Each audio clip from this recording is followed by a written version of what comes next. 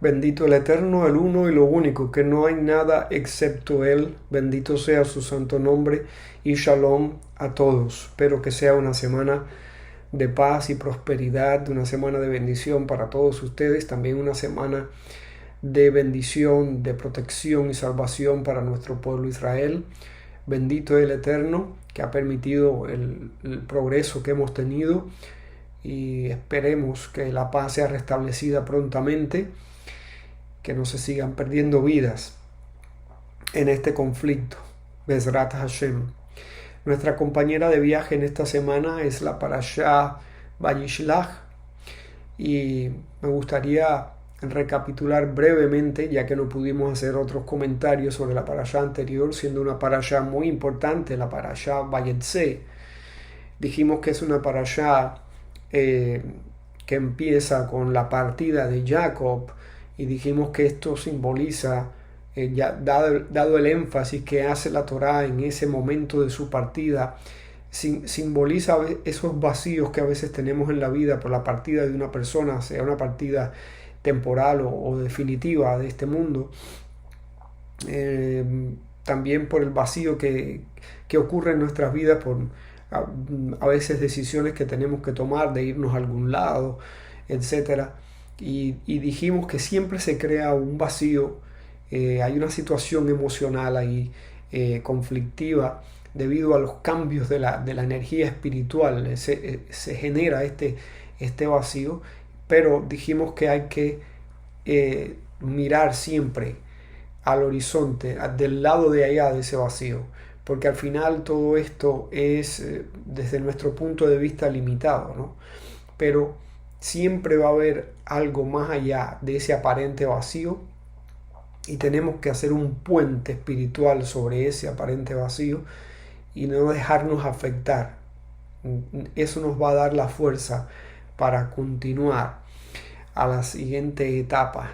Hay que enfrentar esos momentos así, siempre enfocándonos en lo que está del lado de allá del vacío, lo que está del lado de allá del horizonte, y continuar. También vimos el sueño de la escalera, el lugar donde ocurrió y el simbolismo de esa escalera, un simbolismo tan grande desde el punto de vista de eventos históricos, desde el punto de vista espiritual.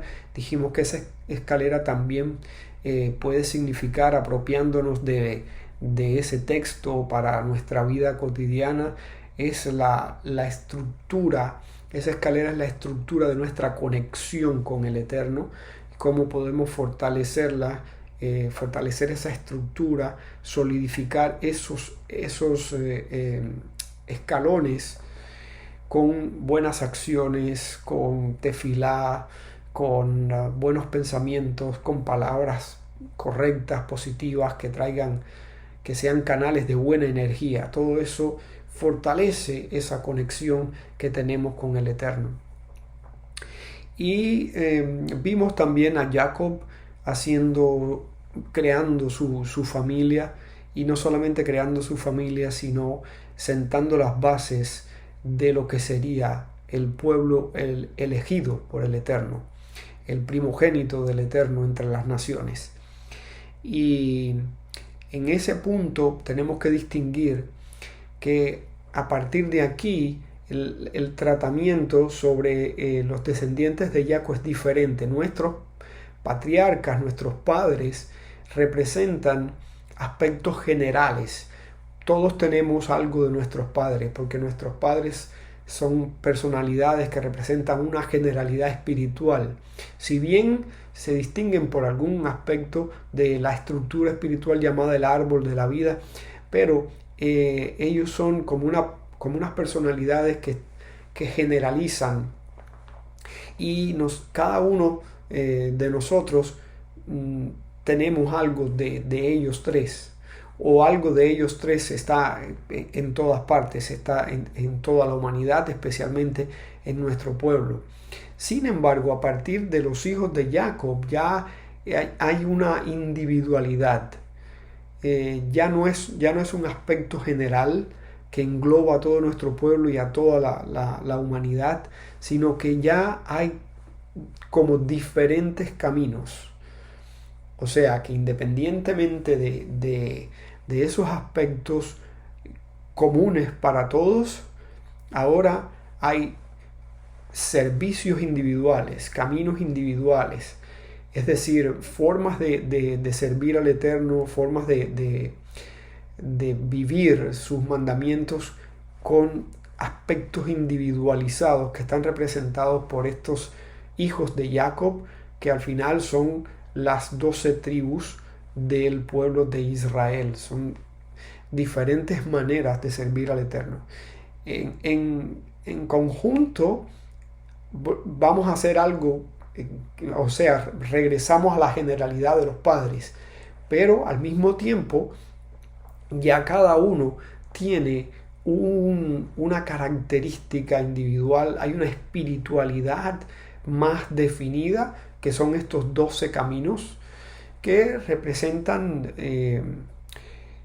maneras personales en las que nosotros podemos tener nuestro acercamiento. Es decir, sin abandonar la generalidad, tenemos ya nuestras características personales en el aspecto espiritual para relacionarnos con el Eterno, para hacer su voluntad.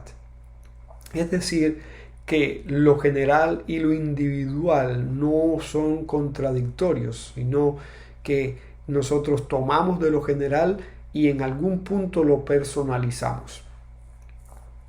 Ahora, además de todo esto,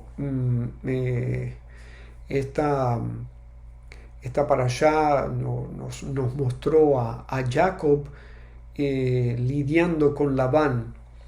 Labán significa blanco, porque Labán significa las fuerzas del mal cuando no se presentan como la inclinación al mal o como algo obviamente negativo, sino cuando eso está disfrazado.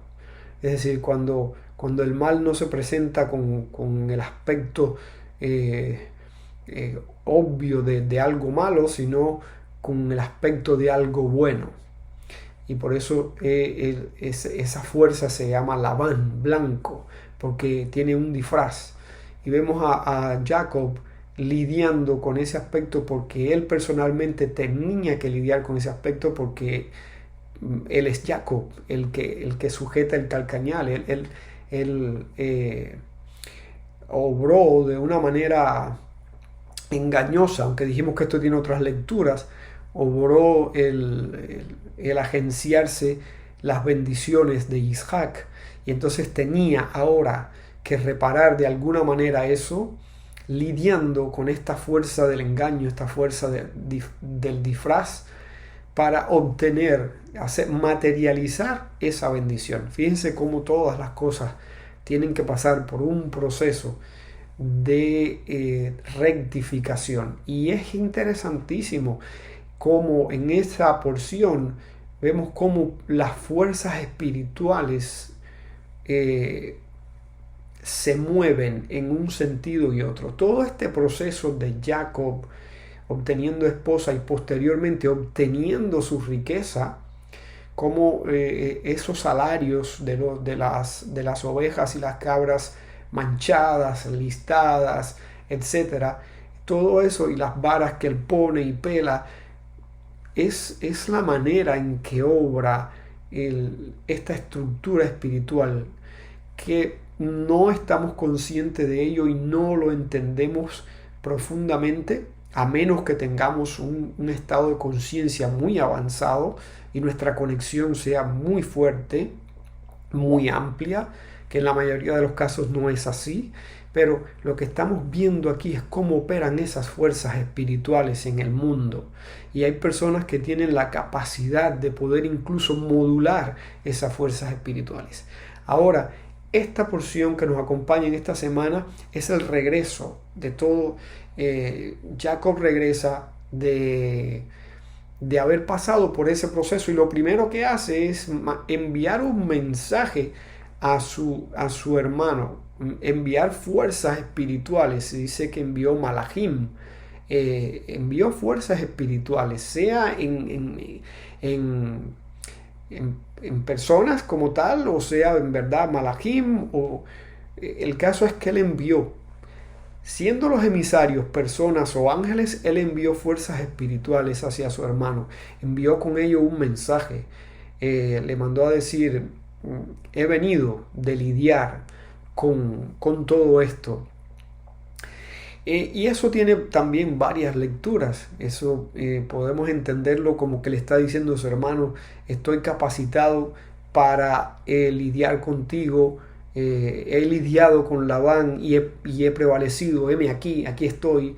Sigo siendo el depositario de la enseñanza de nuestro Padre, del camino del Eterno, de la línea de nuestro abuelo Abraham, de nuestro padre Isaac. Es decir, he mantenido mi integridad y aquí estoy dispuesto a entenderme contigo, preferiblemente en buenos términos. Es decir, esa es una posible lectura de ese mensaje que le envió a su hermano Esav. Otra posible lectura es, he descifrado todo, he entendido todo, puedo entenderte, puedo entender tu camino, puedo entender tu evolución espiritual, porque he lidiado con esto y he llegado a comprenderlo. Es una manera de entender también lo que le está mandando decir Jacob a Esav. Lo cierto es que Jacob está entrando en una nueva etapa de su vida. Y si hay algo que me gustaría aclarar en este comentario sobre esta porción de la escritura que nos acompaña en esta semana, son esas etapas de la vida de Jacob, porque son muy marcadas. Como en ninguna otra persona en la escritura, vemos en Jacob estas diferentes etapas de su vida, y en algunos casos él llega a creer que es la etapa definitiva, y de pronto el Eterno lo sorprende demostrándole que le falta todavía, le falta por evolucionar, por desarrollarse espiritualmente. Por ejemplo, la primera etapa que podemos ver en Jacob es cuando la Torá lo describe como un hombre tranquilo que moraba en tiendas. Es una etapa vamos a decir, un poco misteriosa de la vida de Jacob. Se ve un hombre quieto, un hombre de poca interacción con su entorno. Después vemos una etapa de rompimiento, que es ese vayetse, esa salida, cuando él obtiene la bendición por medio de este aparente engaño, es decir, mirándolo superficialmente un engaño, pero que sabemos que hay detrás pues toda una historia espiritual muy profunda. Pero sí hay un rompimiento, y este hombre tranquilo que moraba en tiendas sale a enfrentar el mundo. Y enfrenta primero, ¿quiénes? Se enfrenta primero, y esto no está en la Torá escrita, pero enfrenta primero al primogénito de Esav, que manda a matarlo, que finalmente termina apoderándose de toda su riqueza. Por eso llega a Harán con las manos vacías. Enfrenta los pastores cuando llega ya a Padán Aram, pregunta por sus parientes. Enfrenta a Labán, enfrenta circunstancias muy adversas, y aquí Jacob entra en otra etapa. Está lidiando con el mundo, está aprendiendo a domar el mundo, y se va formando, va madurando, y llega a ser un padre de familia, llega a ser un hombre acaudalado, y entonces regresa, tal vez pensando que ha conseguido lo necesario, tiene todas las herramientas, tiene todo, le falta solamente hacer las paces con su hermano. Él piensa que tal vez ya, y por eso manda el mensaje. Es decir, es un hombre que viene de haber madurado, de haber pasado por una situación que lo ha transformado, y piensa que es todo, que el único elemento que falta en este proceso es la compenetración con su hermano Esav. Es decir, que estas dos fuerzas espirituales puedan acoplar de alguna manera, y ya ahí estaría todo hecho. cuando piensa de esa manera, está ya a punto de entrar de nuevo en la tierra de Canaán, está regresando y se va a suscitar ese encuentro, Jacob se da cuenta de pronto que aquí hay un nuevo comienzo. No es que llegó a una etapa de plenitud, sino que ha subido un escalón más y aquí se inicia una etapa siguiente. ¿Cuándo se da cuenta de eso? Cuando tiene que pelear con ese malaj, con esa fuerza espiritual. Que de eso esperemos que podamos hacer un comentario también.